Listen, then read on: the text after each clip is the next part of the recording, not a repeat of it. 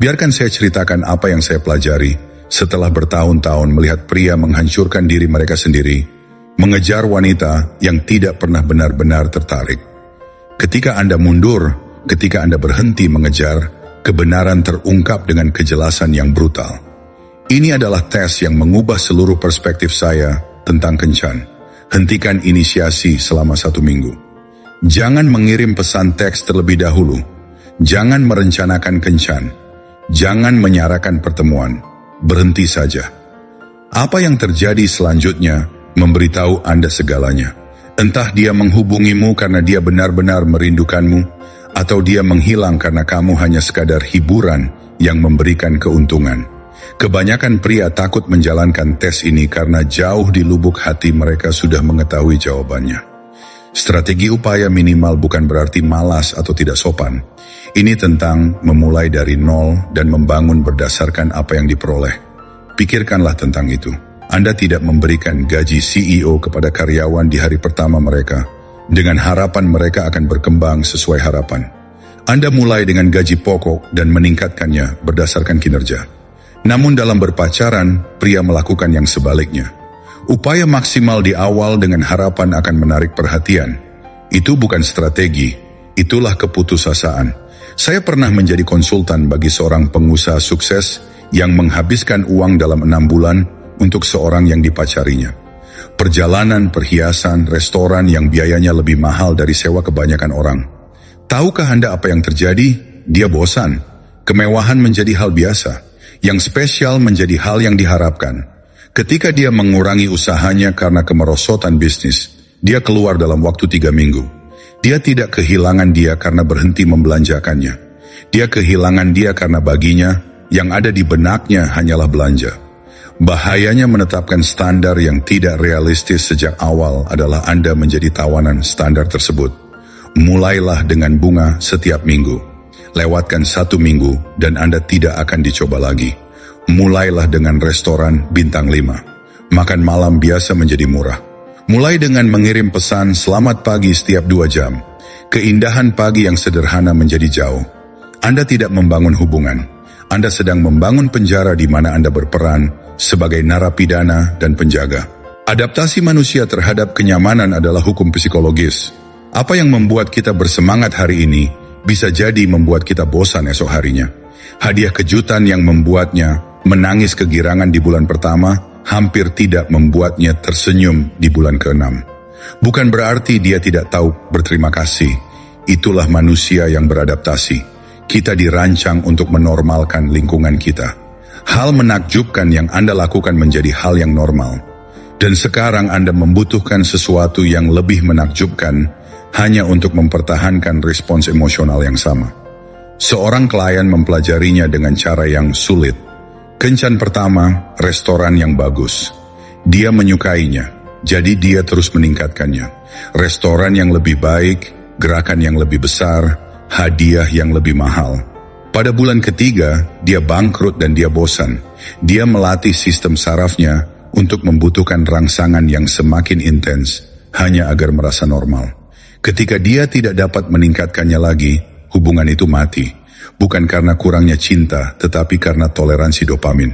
Tidak adanya rasa terima kasih yang bertahan lama dalam hubungan adalah sesuatu yang kebanyakan pria tidak mengerti sampai terlambat. Saat itu Anda melunasi kartu kreditnya, sejarah kuno bulan depan. Mobil yang kau belikan untuknya, dia mengeluh tentang warnanya dalam setahun. Liburan yang Anda tabung, dia bertanya, apa yang telah kamu lakukan untukku akhir-akhir ini? Rasa syukur memiliki waktu paruh sekitar 3 minggu dalam sebagian besar hubungan. Ini bukan karena wanita pada dasarnya tidak tahu berterima kasih. Karena rasa syukur bukanlah yang menjaga hubungan. Ikatan emosional tidak dibangun atas penghargaan, atas tindakan masa lalu. Mereka dibangun atas dasar koneksi saat ini dan keamanan masa depan. Anda tidak dapat menyimpan niat baik seperti hari libur. Setiap hari adalah negosiasi baru. Dan kemurahan hati kemarin tidak lagi berarti.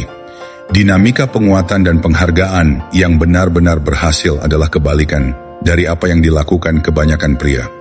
Anda tidak memberi penghargaan kepada seseorang dengan harapan mereka akan berperilaku baik. Anda memberi penghargaan atas perilaku baik setelah itu terjadi. Ketika dia manis, penuh perhatian, memberi nilai tambah pada hidup Anda, saat itulah Anda meningkatkan investasi. Ketika dia jauh sulit, menganggapmu biasa saja, kamu menarik diri. Itu bukan manipulasi. Itu psikologi perilaku dasar. Pikirkan tentang melatih seekor anjing. Anda tidak memberinya camilan dengan harapan ia akan duduk. Anda memberinya camilan setelah ia duduk. Namun pria yang menjalin hubungan justru melakukan sebaliknya. Mereka terus-menerus memberinya camilan, berharap akhirnya dia akan menjadi pasangan yang mereka inginkan. Bukan begitu cara kerja perilaku. Anda tidak memberi insentif untuk berperilaku baik. Anda menghargai keberadaan. Dan eksistensi tidak memerlukan usaha. Rasa berhak yang dipicu oleh kemurahan hati yang salah tempat adalah epidemi. Bila Anda terus-menerus memberi tanpa menuntut balasan, Anda tidak menciptakan rasa terima kasih. Anda menciptakan ekspektasi. Dia tidak berpikir, wah dia sangat murah hati. Dia berpikir, inilah yang pantas aku dapatkan. Bakatmu tidak membuatmu berharga. Mereka menjadikan Anda sebuah utilitas. Listrik juga berfungsi setiap hari. Namun tak seorang pun berterima kasih kepada perusahaan listrik. Saya menyaksikan kejadian ini bersama seorang teman. 6 bulan kemurahan hati yang konstan, membayar semuanya, mengantar kemana-mana, selalu tersedia. Pacarnya tidak menjadi lebih menghargai, dia menjadi lebih menuntut. Mengapa? Karena perilakunya mengajarkan padanya bahwa kehadirannya sendiri sepadan dengan semua usaha itu. Dia tidak perlu bekerja keras karena semuanya sudah gratis. Persamaan antara pacaran dan pekerjaan itu tepat sekali. Bayangkan mempekerjakan seseorang dan langsung memberi mereka gaji maksimum, liburan tak terbatas, dan tanpa akuntabilitas. Apakah mereka akan bekerja keras untuk mendapatkannya? Tidak. Mereka melakukan hal seminimal mungkin agar tidak dipecat. Itulah yang terjadi jika Anda memaksimalkan investasi sebelum dia membuktikan dirinya. Anda tidak menginspirasi keunggulan. Anda mensubsidi hal-hal yang biasa-biasa saja. Sebuah perusahaan tidak memberi Anda opsi saham pada hari pertama. Mereka menunggu untuk melihat apakah Anda berharga. Berkencan seharusnya berjalan dengan cara yang sama. Mulailah dengan rasa hormat dan kebaikan dasar. Jika dia menambah nilai, tingkatkan investasi. Jika tidak, pertahankan garis dasar atau keluar. Ini bukan berarti kedinginan. Menjadi rasional tentang investasi emosional. Mewaring ketertarikan yang tulus menjadi mustahil jika Anda mengutamakan sumber daya. Jika Anda yang membayar semuanya, merencanakan semuanya, memulai semuanya, Anda tidak akan pernah tahu apakah dia menyukai Anda atau kegunaan Anda. Ini seperti menjadi kaya dan bertanya-tanya apakah orang-orang menyukai Anda atau uang Anda. Satu-satunya cara untuk mengetahuinya adalah dengan menghilangkan uang dari persamaan. Saya mengujinya sendiri beberapa tahun yang lalu. Berkencan dengan 2 wanita secara bersamaan. Yang satu tahu tentang keberhasilanku, yang satu tidak. Coba tebak hubungan mana yang lebih sehat. Di saat aku hanya menjadi orang biasa. Tidak ada kebingungan tentang motif. Tidak ada keraguan tentang keaslian. Dia ada untukku, bukan untuk apa yang bisa aku berikan. Kejelasan itu tak ternilai harganya. Ketertarikan sebagai pengalaman subjektif, berarti usaha maksimal Anda mungkin tidak berarti apa-apa baginya. Kamu pikir kamu bersikap romantis, dia pikir kamu bersikap manja. Kamu pikir kamu menunjukkan dedikasi, dia pikir kamu menunjukkan keputusasaan. Apa yang menarik bagi seorang wanita akan menjauhkan wanita lainnya. Jadi mengapa menguras tenaga Anda dengan strategi yang mungkin kontraproduktif?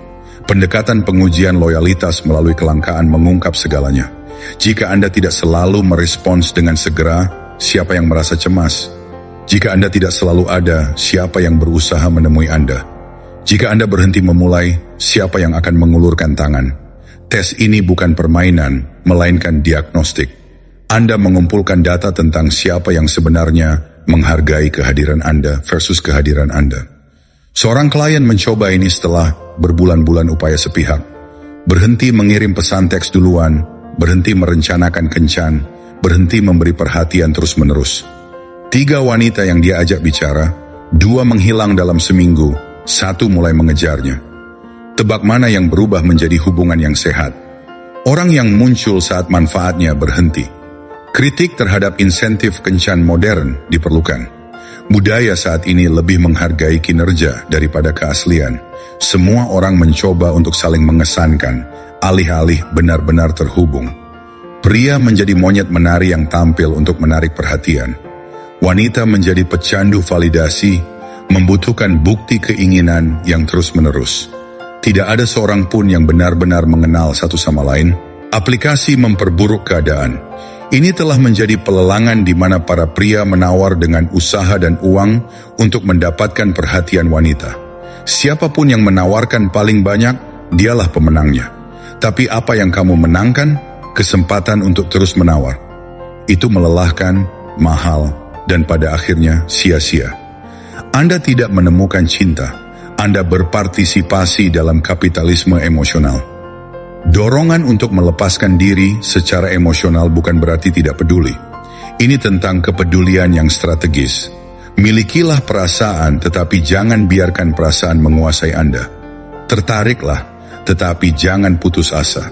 Tunjukkan penghargaan, tapi jangan memuja. Saat investasi emosional Anda melampaui investasinya, Anda telah kehilangan bingkai dan mungkin hubungan itu. Pengendalian emosi ini mengubah segalanya. Ketika Anda tidak benar-benar berinvestasi, Anda dapat melihat dengan jelas. Bendera merah menjadi jelas, bukannya terabaikan. Manipulasi menjadi transparan alih-alih efektif. Anda membuat keputusan berdasarkan logika, bukan karena kesepian. Ini bukan berarti kedinginan. Itu adalah tentang kesadaran. Seruan untuk realisme praktis atas idealisme romantis adalah tentang bertahan hidup. Novel dan film romantis telah meracuni ekspektasi. Pria berpikir mereka harus menjadi pangeran menawan dengan kartu platinum. Wanita mengira mereka pantas mendapatkan itu tanpa balasan. Sementara itu, koneksi sesungguhnya hilang dalam pertunjukan. Pacaran tradisional masuk akal bila bersifat timbal balik. Pria melamar dengan sumber daya dan perlindungan. Wanita menanggapi dengan kesetiaan dan dukungan. Kedua belah pihak berinvestasi, kedua belah pihak mendapat keuntungan. Kencan modern mempertahankan kewajiban laki-laki sambil menghilangkan balasan perempuan. Anda bermain dengan aturan yang menjamin kekalahan Anda. Keterlibatan selektif sebagai filter bekerja dengan sangat baik. Jika Anda selektif dalam upaya Anda, hanya wanita yang benar-benar tertarik yang akan bertahan. Kaum oportunis beralih ke target yang lebih mudah. Orang yang merasa berhak menjadi frustrasi dan pergi. Yang tersisa adalah wanita yang benar-benar menyukai Anda dan bersedia menginvestasikan usaha mereka sendiri. Itulah orang yang Anda inginkan. Saya punya klien yang melelahkan dirinya sendiri karena berkencan. 3 kali kencan seminggu, berkirim pesan teks terus-menerus, perencanaan tiada akhir, merasa lelah dan kesal. Aku bilang padanya, kurangi usahamu hingga 80%. Lihat siapa yang bertahan. Dia berubah dari 3 kali kencan seminggu menjadi 1 kali kencan sebulan. Namun kencan itu, saya bersama wanita-wanita yang benar-benar bersemangat menemuinya, bukan sekadar bosan di hari Selasa. Kejelasan yang didapat dari penghentian pengejaran itu sangat mendalam. Tiba-tiba Anda melihat siapa yang memanfaatkan Anda untuk mendapatkan perhatian dibandingkan siapa yang benar-benar peduli. Anda melihat siapa yang menanggapi usaha Anda dibandingkan siapa yang tertarik pada Anda. Anda melihat siapa yang mengambil versus siapa yang bersedia memberi. Kabut terangkat dan kenyataan menjadi tak terbantahkan.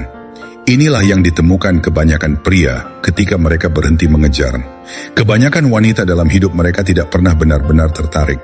Mereka tertarik dengan apa yang diberikan oleh pengejaran itu. Perhatian, validasi, hiburan, sumber daya.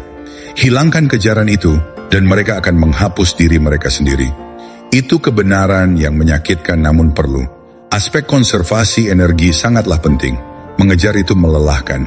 Inisiatif, perencanaan, pembayaran, pelaksanaan yang terus-menerus menguras tenaga Anda. Ketika Anda berhenti, tiba-tiba Anda memiliki energi untuk diri sendiri. Untuk tujuan Anda, kesehatan Anda, teman-teman Anda. Anda ingat bagaimana rasanya tidak merasa lelah sepanjang waktu. Seorang teman saya mengejar wanita ini selama berbulan-bulan. Usaha terus-menerus, tidak ada balasan, akhirnya menyerah.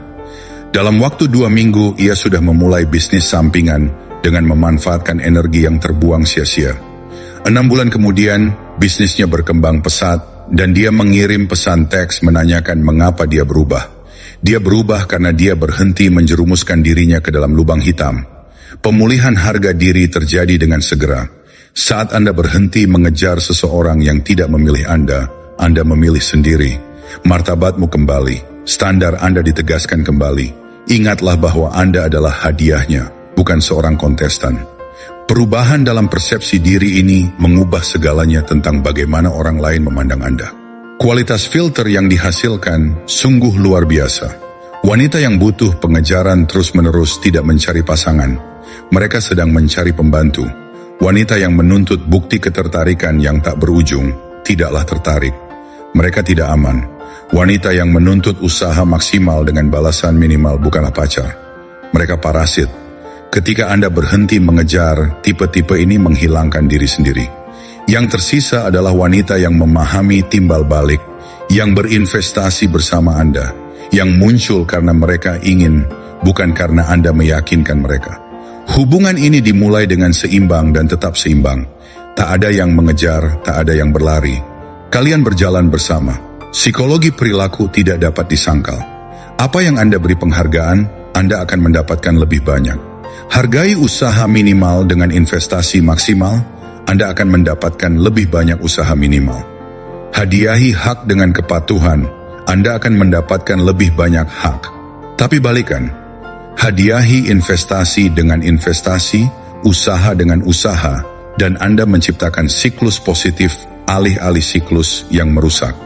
Pola pikir berkelimpahan yang berkembang bersifat transformatif. Saat kamu berhenti mengejar seorang wanita dengan putus asa, kamu menyadari ada jutaan wanita di luar sana. Beberapa orang akan menyukai Anda, sebagian besar tidak. Dan itu baik-baik saja. Anda tidak membutuhkan semuanya. Kamu butuh seseorang yang memilihmu sama seperti kamu memilihnya. Kelimpahan ini bukan tentang memiliki pilihan. Ini tentang mengetahui bahwa Anda memiliki nilai terlepas dari pilihan yang ada.